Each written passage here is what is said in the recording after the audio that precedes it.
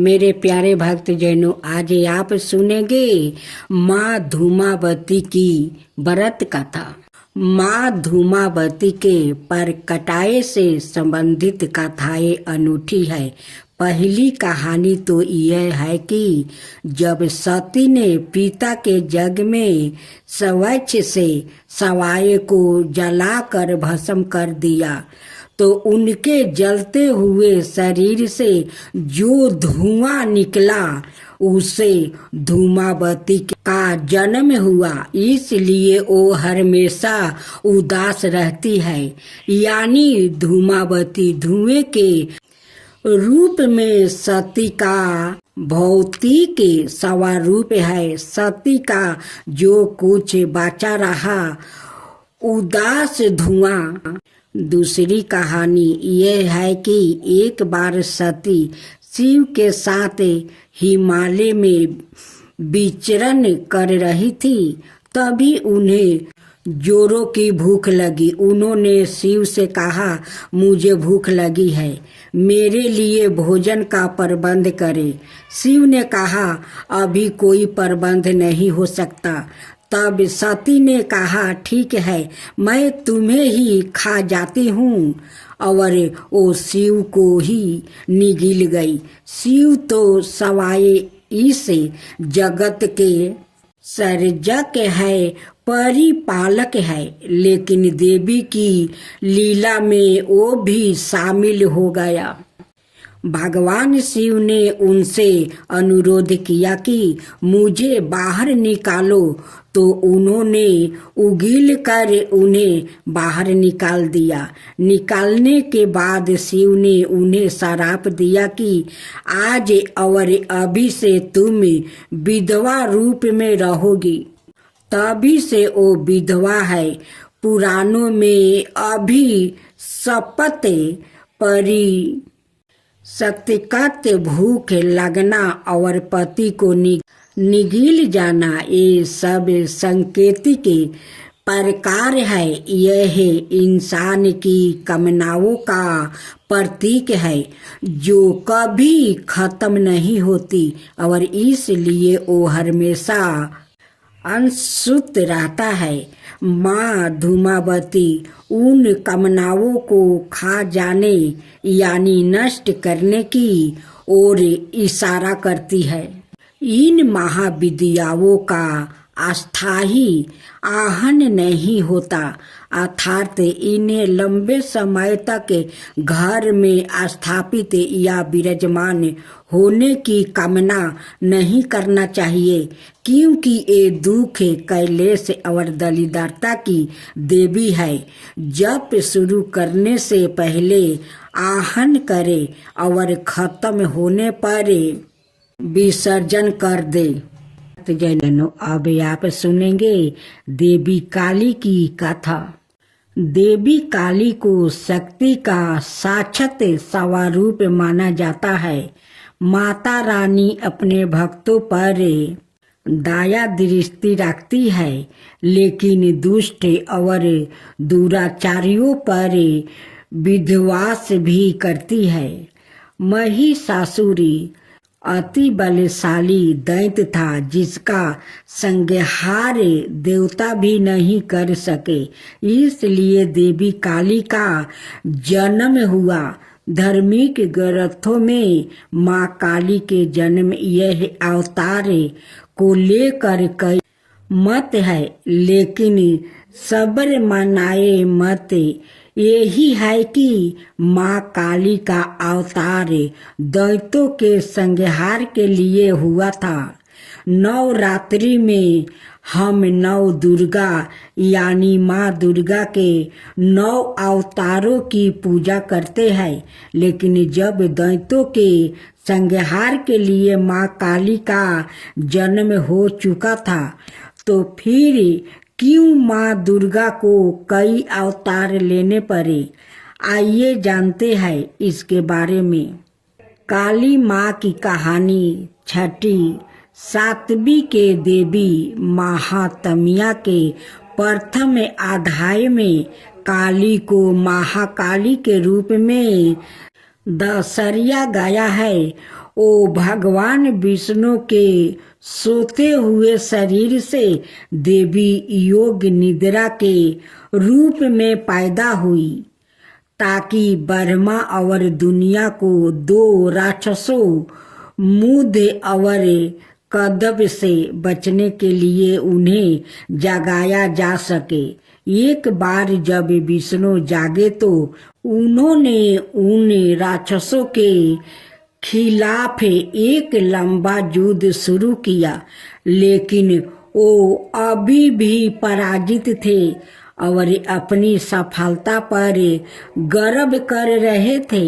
यह देखकर महाकाली ने महामाया का रूप धारण किया और दोनों राक्षसों को मंत्रमुग्ध करने के लिए चली गई।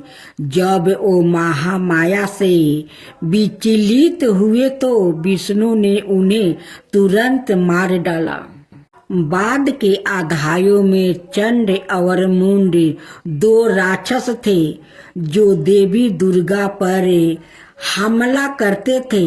दुर्गा इतनी उग्रता से जवाब देती है कि काली उसके माथे से निकलती है और उन दोनों को मार देती है।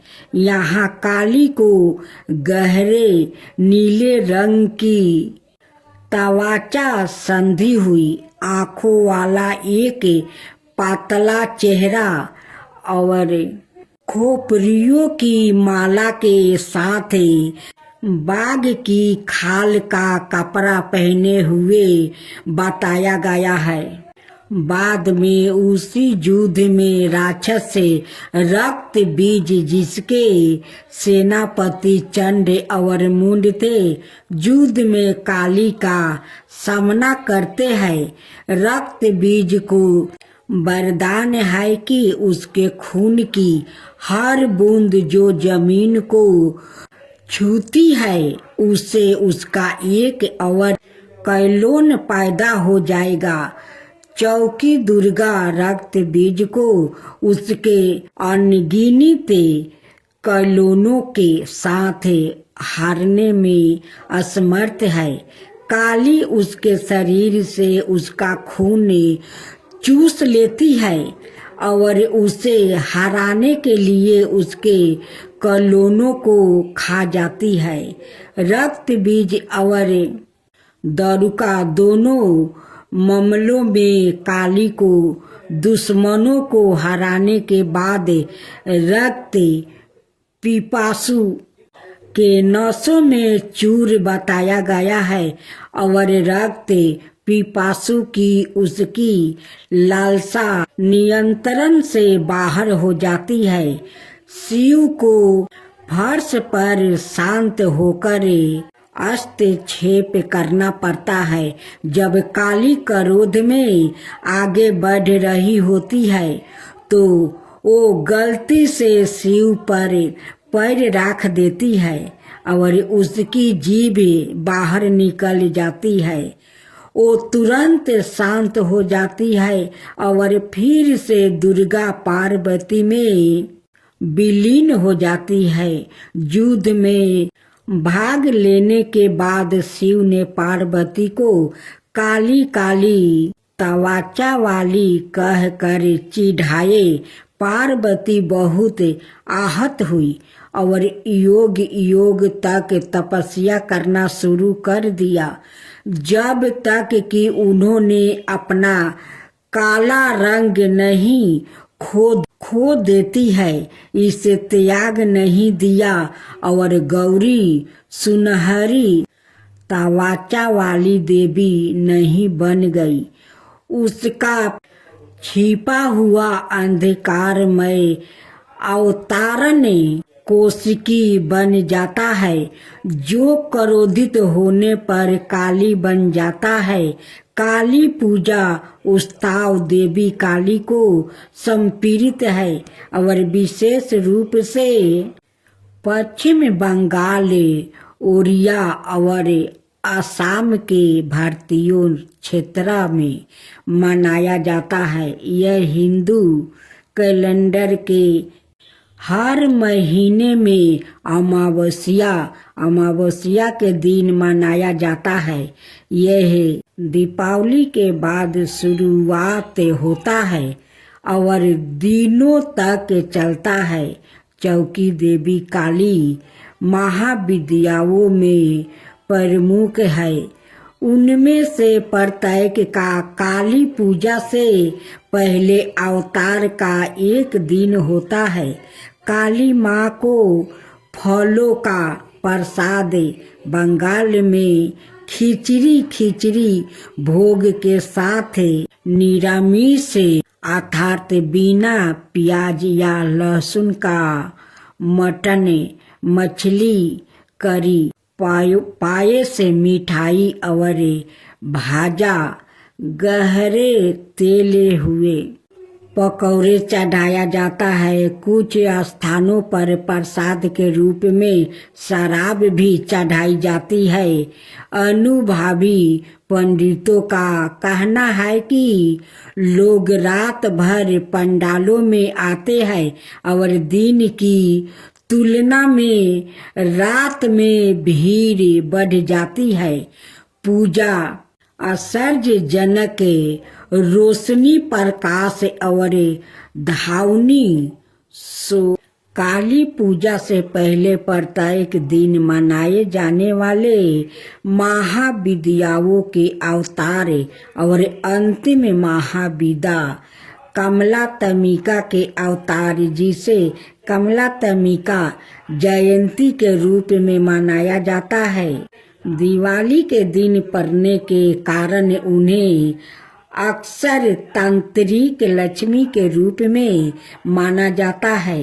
इसके कारण और इस के कारण कि लक्ष्मी को विष्णु की पत्नी के रूप में माना जाता है। उसके बाद इसे लाल गुलहल के फूलों और गुलहल की माला से सजाया जाता है, जो उनका पसंदीदा फूल माना जाता है। फिर काली पूजा पंडालों में काली मंत्रों और भजनों की मदद से की जाती है। उनकी प्रार्थना की जाती है और उनकी दिव्यता का आहन किया जाता है।